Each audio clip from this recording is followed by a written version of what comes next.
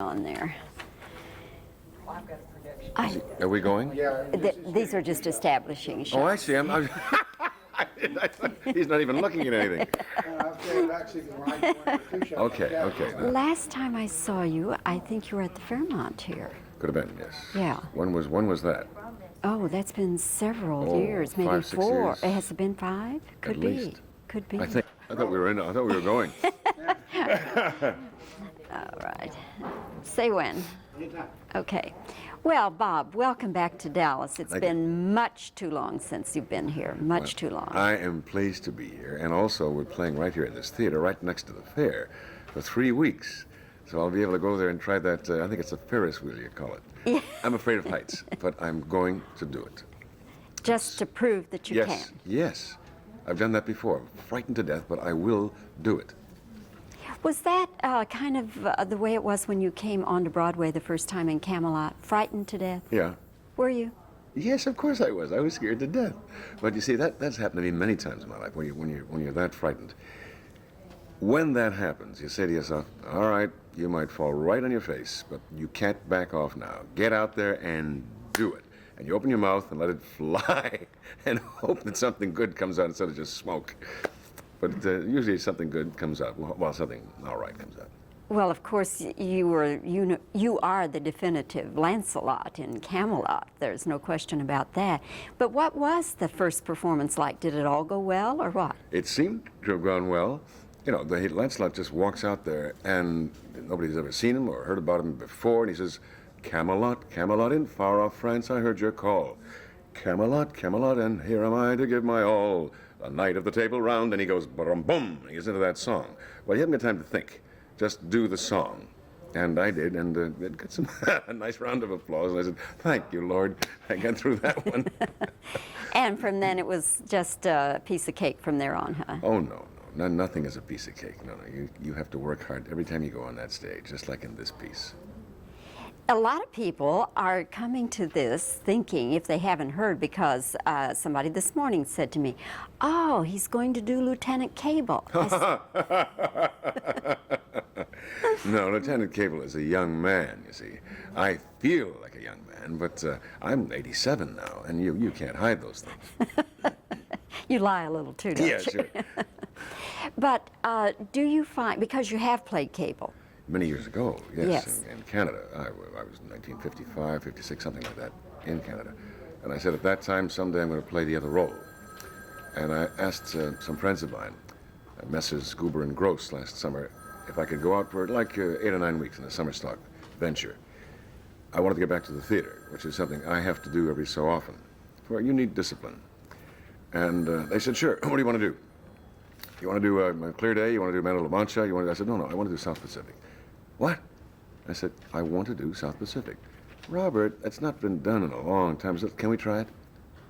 Okay. We went out and did some very good business and nice crowds, and I enjoyed the part. And Geraldine Fitzgerald directed me, her first directorial job for a musical.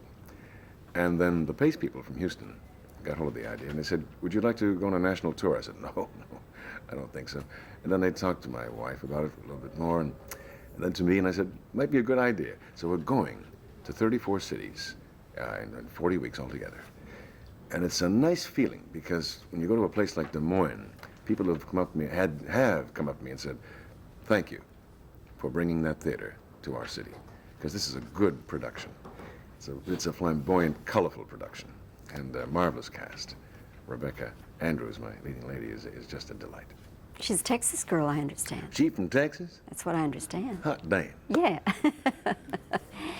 The music in this one, Some Enchanted Evening, wonderful song. You've got all sorts of music. People come to see the show and they say, oh, I didn't know that was from that show. You know, there is nothing like a dame.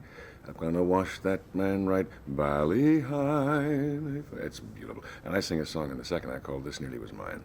And hardly anybody knows, but I love the song. I have a good time doing it. Of course, except in a show like this, but when you do nightclubs or any sort of concert appearances, if you didn't sing If Ever I Would Leave You, people would just, I'm sure, would riot. Yes, I... Have you ever tried not to sing it in a concert? No. I think I've always sung that song, but my concerts that they seem so long ago now. I haven't done them since August. I'm now putting in like a Camelot's routine, a medley of things at the end of the show, and I keep saying I'm going to take that out. And my wife Vera says, "No, you can't take that out." I said, "I'm getting bored with it, darling. I mean, just let me sing If Ever I Would." He said, "No, keep all those songs in." No, what am I supposed to say? And when she says no, so I keep it in. No, I always do If Ever I Would Leave You. I don't do it for this show, of course. Bob, of all the times, the months and maybe years that you worked with Burton, do you have a special fond memory of him? Oh, gee. Richard used to always come to the stage left area before, I think it was scene 6, act 1. And he'd always be there 30 seconds ahead of time. He was always ahead of time. He was always prepared, very professional. He'd arrive at the theater at 10 minutes to 8 every night for an 8:35 curtain. And I like that. I like to arrive at the theater an hour ahead and just prepare myself slowly, get into the mood. But he'd get there, and of course he'd ask for his man Bob. He says, "Give me a drink." And Big Bob would give him a vodka and tonic like that. I said, "Do you?" And he drank those all night long. And I said, "Do you give him that much?" He said, "No. The first drink he can see me." He said, "But after that," he says, "this much vodka and that much tonic water." But he used to get there at that point, and I'd say 20, 30 seconds ahead of time. And I would query him on all sorts of the things that quick questions for quick answers, because we had to go on stage together. And one night he says, "Bobbie, they had a party last night." So I thought it was for me, because he was leaving the show to go to do Cleopatra, literally and figuratively. And he thought it was a going away party for him. It was not. It was for Francis Chuka, who was doing something tasty funny, and the creme de la creme of acting society was there. And Richard used to stay at parties until 10 o'clock the next morning and regale people with his stories. Well, when he realized it wasn't for him, he got angry, and he turned to his wife, and that time Sybil, he says, "Give me the key, going home." She said, "What? Boots, you're going home?" His nickname was Boots. And Roddy McDowell says, "What?" And he said, "I'm going home. Give me the key." And everybody stopped and watched this. Richard said, "Good night, good night, good night." And there's a doorway he had to go by, and a rather large lady, weighed about 400 pounds, with her back side, was on the other side of the doorway. He tried to inch by her, and she backed up. And she turned around and looked at him, and he looked at her. And the place was quiet. And Richard said, "I'm sorry. My fault. Forgive me." He started to walk out. She grabbed him and pulled him back. She said, "Did you see that? Richard Burton said for you, he almost knocked me down." And Richard said, "Madam, only a Sherman tank could knock you down." And he told me that just as we're going on stage, and I'm laughing. He loved that. Well, Bob, we hope you have a wonderful run Thank here you. for 3 weeks in Dallas, and I will be here tonight for your you? opening. Absolutely, wouldn't miss it. Okay. And it's just wonderful to see you again. Don't stay away so long next time. You bet. Nice seeing you. Okay. You did it. I keep grabbing. We're both Bobs here. Yeah. It doesn't matter what you talk about. No. So, Well, there were 3 homosexual mice, you see, went running through the rampages of this theater, and they didn't know where to stop or start. Up a lady's skirt and said, "No, we don't want to go there." And I don't know what I'm talking about. You're supposed to... Finish the joke. Sounds pretty good. There was no joke. You were supposed to start laughing on the first line. That's about it. Oh, you got a lot of coverage now. did Burton ever give you any little memento that you cherish? No, not really. Signed we didn't picture hang or out. anything? No, never. No, we took some pictures together. I've got a picture of me kissing him in a rehearsal. That was the little story I've told many times. That first day of rehearsals with Alan and Fritz and Moss Hart and the entire cast, and they said, "All right, tonight 8:30 in this theater." It was the 42nd Street Theater on 42nd Street. Mr. Goulet, Mr. Burton, myself. That's all. Now, I just got into town. I got a small apartment. I had a small apartment in Central Park West.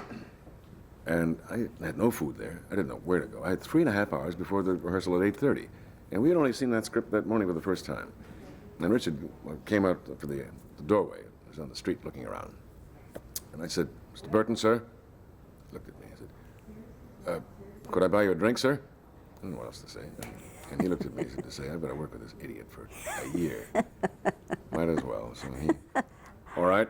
So we went to a little place that's now been destroyed in the corner of 7th and Broadway on 42nd Street. For 3.5 hours, I was 1 vodka and 1 beer behind him. And we did get something to eat. But, I mean, this guy knocked it back. I'm trying to keep up with him. Holy mackerel. But he made me laugh for 3.5 hours. Now, get to rehearsals, and it's a line where King Arthur meets Aunt Lancelot for the first time, and I say, for all that, I am. And Moss said, Bobbie, I think when you say for all that, say all that out front. And then I am, turn right to Richard. You'll be nose to nose, and Richard will look at you, and then look around. We might get a laugh. I said, all right, sir. As we're going to our positions to start the scene, all this stuff inside you, and I said, with my head bowed down, I said, shall we kiss? And without looking at me, he said, all right. And then he said, on the lips? Well, I had never kissed a man before in my life. I'd never kissed my father. But I'd committed myself. So I said, I swallowed hard and said, all right. I said, Mr. Hart. Yes, Bobbie. Mr. Burton and I have been discussing this, and we think we can bring something to the audience. We'll show the relationship between Lancelot and King Arthur immediately. He says, by all means. I said, for all that, I am. And we kissed. And it took a half an hour to get Moss down from the ceiling. Well, we did it again for Lerner, we did it for Lowe, and the night before we opened in Toronto at the O'Keefe, we did it for the entire cast. And everybody laughed except 2 of the boy dancers cried. But they took a shot of us in rehearsals. I never knew they had this shot. Somebody did, of me kissing Richard, who's standing like this, in rehearsal clothes. Yeah. And I'm kissing him on the lips. And somebody gave it to us, an 8 by 10, and we have it. So that's one of the mementos I have of him. Wonderful. Questions about that? No, that's okay. We'll let him go, and then I can do the questions. Is there anybody else here? Not just yet. Okay, why don't you just keep him? Oh, well, okay. Okay. Oh, okay. All right. I'm going to keep him on a 2-shot. Yeah, just keep it on a 2-shot. Okay. Okay, and then you'll have to start to answer and stop down. And then just stop. Okay. You start to answer and stop? Yeah. Oh, that's interesting. Yeah. I'll wave you off when we've got enough. Okay, let's see. All right, let's start. Okay. A lot of people are going to come to the theater thinking that you're going to do Lieutenant Cable. That's silly. I mean, I can't play Lieutenant Cable. I could never hit those notes in a million years. Okay, go ahead. Okay. Is that what you've done all your life? Just go in and do things when you were scared to death? Like the opening night of Camelot, were you scared to death?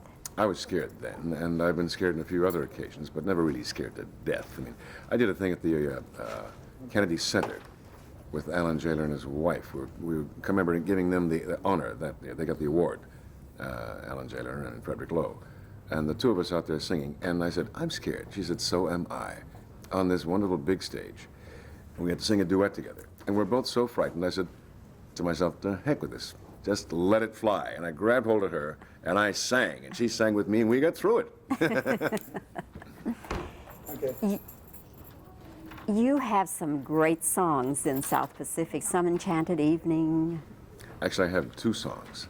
Some Enchanted Evening, and I reprise that, and I do a little bit of something with her. But the song I do in the second act is This Nearly Was Mine. And that's, I have a lot of fun doing that one. Okay. South Pacific has been around for a long time, but do you find that people still want to see it? It's incredible, but they do. The show itself is a good show. It's a fun extravaganza of a show. People leave it smiling and humming the tunes. And there's also a thing where today's racial ugly head is rearing itself again. There is a racial problem in the show itself, in South Pacific. The nurse couldn't marry DeBeck, the planter, because he had been married to a Polynesian before, and she couldn't get that out of her mind, and realizes at the end of the show that that's a pile of malarkey, that love conquers all. Okay. What is your most favorite recollection of Richard Burton? Oh, I don't know. Just seeing him on that stage and listening to that glorious voice booming out. Run, boy, run behind the lines. Who is that, Arthur? Wonder what we all are, Pelly. A drop in the great blue motion of the sunlit sea. But it seems some of the drops sparkle, Pelly. Some of them do sparkle. Joking. You really do him very well. Yeah, I used to. You do him very well. Okay, I think that'll do it. Yeah. Okay.